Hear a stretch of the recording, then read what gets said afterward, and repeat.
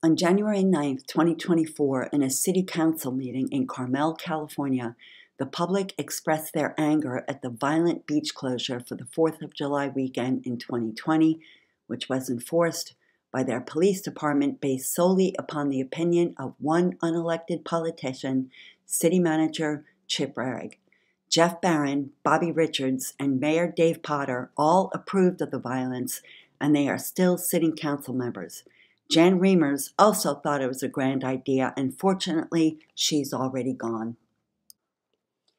If you want to see a short video of the violence that these council members and their police department inflicted upon the public during the summer of 2020, I will leave a link to the video in the description below. Hello, it's Craig Rose. I'm fairly new to town, 7 months, and these meetings remind me a lot about what I missed about going to church. You find out a lot about the city, you find out what's real, what's not. This simulation up here isn't real, but what's real is the paper sometimes writes the right stories. There was an article about a woman named Theresa, and I didn't live here during the pandemic. And I didn't know when I got hit in the face by Chip if he was a good guy or a bad guy. What are you gonna do? Don't get in my face! Hey. Captured on video, Carmel City Administrator Chip Rerig and owner of the new Pneumatic Gallery, Craig Rose, getting physical Thursday.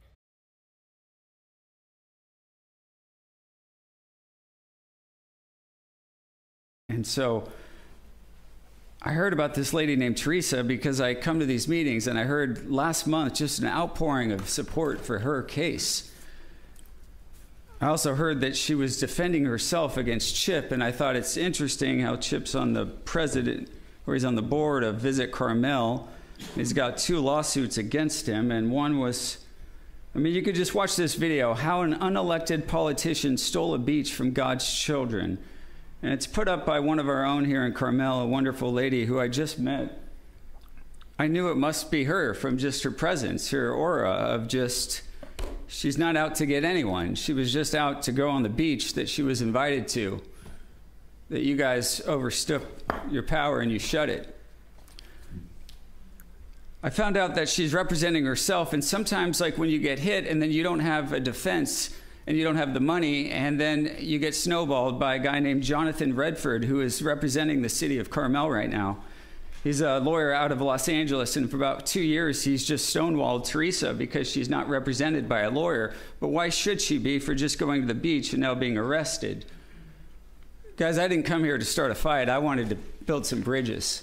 There's some major problems going on in this town. The artists, we can't shut down for concrete walls. We can't turn our backs on the people that got you your seat here. There's a renaissance happening in Carmel, okay? It's going to start, Chip, by you owning some of this. Owning it. What are you gonna do? Don't get in my face! Hey. We stand for somebody like Theresa, and you guys never shut the beach. The beach is not yours. The beach is not yours. Thank you. Is there anybody else wishing to speak tonight? Yes. Catherine, go ahead. Hi. Yeah. I just wanted to speak on the issue of delegating authority to non-elected, unelected, unaccountable employees. It's actually an unlawful act. It's against the doctrine of non-delegation, and that doctrine is rooted in the principle of separation of powers that underlines the tripartite system of government that we have. Per court case Chavez Zepeda versus Superior Court, it says the legislative branch of government, although it's charged with the formulation of policy, properly may delegate some quasi-legislative or rulemaking authority to administrative agencies, but there has to be suitable safeguards, meaning the limits of these types of things must be within constitutional provisions. The non-delegation doctrine serves to assure that truly fundamental issues will be resolved by the elected body, and that a grant of authority is accompanied by safeguards adequate to prevent abuse. When you give a city manager who is not an elected public servant the ability to suspend civil liberties and use what amounts to a standing army against the people of Carmel, you have delegated improperly and unlawfully delegated your authority, and you could be held personally liable for damages associated with that. So if the city council needs to go and re-educate itself on what your role is when you're given this office by your voters, you probably should do that, because you're exposing yourself to having civil asset forfeiture, meaning you lose your personal property because you've gone out and you've created harm against the people that you're supposed to be serving.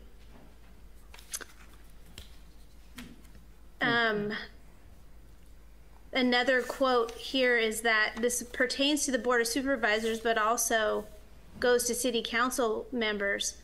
The Board of Supervisors exercises the county's powers except as is otherwise specifically limited in the Constitution, the state laws, or a county charter.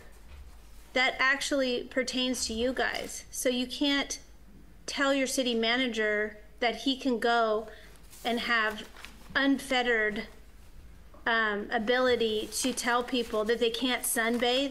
I mean, the people of Carmel should be completely outraged at this situation and should be recalling all of you and firing the city manager and firing Tomasi, the chief of police, who has perpetrated a ridiculous and damaging act upon the people of Carmel. If I paid as much money. Your time is up. I'm sorry, your time is up. Okay. Next we have Chris Cav. Chris. Am I unmuted now? Yep. Go ahead. Yeah. Okay, yeah, thanks. I spoke on December 5th as well, and I thank you for allowing public comment. And the observance I'm having too is that quite a few people on December 5th spoke like the last speaker, and about the thing that was done at the beach that wasn't correct. And I spoke about that as well in a kind and peaceful way. I see that my name is recorded in the December 5th minutes, but there is absolutely nothing said of what the public speakers say. I'm curious if that's normal city council behavior, that you allow people to speak, but then you don't write anything into the minutes. Is there anything that can be, written, said for the record? For the record, I would like that public comments would be recorded for the record, so that when you look at it in the minutes and we can see them there. But I don't know how the city council does that. Maybe you can explain. Thanks.